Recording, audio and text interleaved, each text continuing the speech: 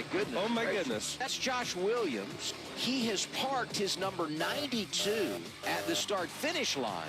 Oh, no. He's walking to the garage. Look at this. What an exit. Wave and see you later. And as a result of those actions, Josh Williams has been parked by NASCAR for the upcoming race at COTA this weekend. Alex Labbe will drive the number 92 in his place at Austin. And one note, there was no monetary or points penalty to Williams. And with that, we welcome in the man that needs no introduction. Everybody has seen what happened this past weekend. So I kind of want to know what was going through your mind when NASCAR gets over the radio, tells you to park it, and then all that happens. Yeah, all of that. It was a lot of that for sure. But, just riding around on a caution, and they told us that we had to park it. And I didn't believe them. I was like, park it for what? I thought maybe they made a mistake or something like that. And Reed's like, no, they told us to park it. And I'm like, there's no way. This isn't real.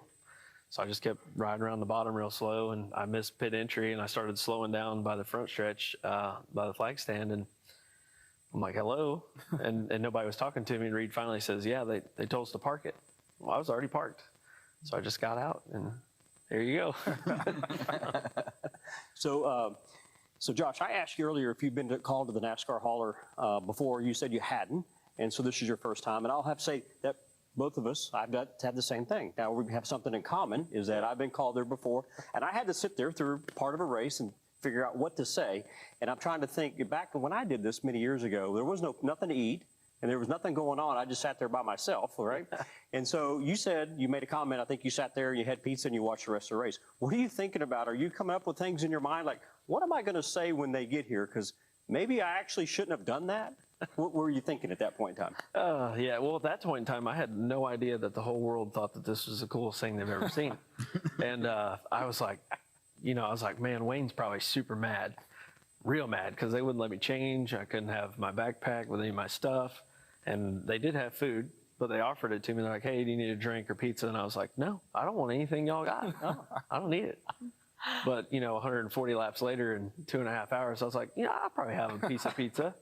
But, yeah, I definitely had time to sit and think about it. And I was like, when Wayne gets here, we'll just let Wayne talk to me. I think that's the best way to handle it. Yeah, let him do the talking. Right? Yeah. I think in that situation, that was definitely a wise move to make. And we can't confirm or deny that race just finished actually about 6 hours ago. It was that long. When we think up to this coming weekend, Josh, you know that you've been suspended. You're out of the race car this weekend. You guys are a small race team. What is the impact for your small team this weekend with you not being in the race car? I think the biggest thing is, luckily we've got Alex Labbe in the car this weekend. Super good road racer. And I told Mario, I was like, he's my guy. Alex been good friends, and I think that's going to be beneficial for us. He's a road course guy, right? We're going to COTA. Yep. But the downfall is the driver's points. At the end of the year, we need to be in the top 20 in driver's points so we could, get some of those funds to propel us through the off season. So hopefully this doesn't hurt us too bad, and we can rally back when we come back and get in the top 20 by the end of the year. I asked you, Josh, when we were walking in, how's your week been? And I'm not on social media much. Busy. But I'm on enough to see Bristol has a sign for you parked out there, reserved for Josh Williams. I've seen the T-shirts. There's kind of this outpouring of support through social media. There it is. We can see it right there. And to be honest, Josh, when I first looked at that, I said reserved for, and I didn't even see the name. And I'm like, what's going on there? And then I read it and thought, this is pretty obvious right here. So it wasn't at the start-finish line. You see the heart sign there. How's your week gone? And the, I'm sure, flood now that you've gotten your backpack and gotten all your stuff from the NASCAR hauler of the support and fan interaction. Yeah, the fans, they were just through the roof about it. And even a lot of people that were in the garage.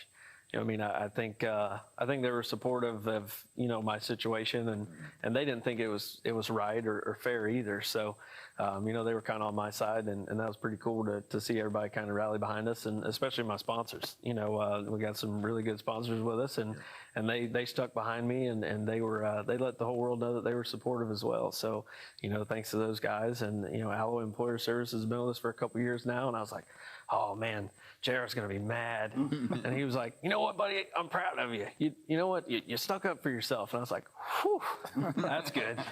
I know that we've been focused focusing on what happened last weekend and you getting out of the race car, and obviously that's been the big storyline. But you outside of the race car, Josh, you do a lot of other things. You do hospital visits. You go and help out kids in so many different ways. Tell us a little bit about that. Yeah, we started our hospital tour, like 2015. A mutual friend of ours, they had a family member that was in the hospital. She was battling leukemia, and she called it her hospital. So we went to her hospital. We brought our ARCA car. It was our speedway car from Daytona, and we got to meet with her. Some of the kids came down and checked out the race car, and I had to wear sunglasses all the time. And we go to leave, and everybody says bye, and we got to load the car up, and I'm crying. I'm like, man, that was the toughest thing I've ever done. So it changes your outlook on things, and to see the joy that they got, the hour or 2 hours that we were there, that's worth it to me. So I said, we need to do this again. So we went back, and here we are. We're still doing it, and we're over 100 hospitals strong, and we keep growing it. Yeah, so obviously I was watching, looked up more about you today than maybe I did last weekend, looking up. And so you have the virtual machine that you're at the race car. And how does that work? I mean, so that you can interact with the kids and they follow you around. Tell us how that works with one of your sponsors. That's super cool. So Omni Labs, they came on board a couple years ago, and it's a robot. It has a iPad on top. And the kids in the hospital who maybe can't come to the racetrack, or I can't go to their room, or they can't even be, around us for certain reasons, they can control this robot from a laptop or a tablet or whatever. They can follow me around the garage. We've taken them to go to inspection, go through the hauler, show them the snack cabinet. It's my favorite cabinet. But, it's just little things like that make a huge difference that those kids might not get to experience. Sure. And, Omni Labs has given us that opportunity.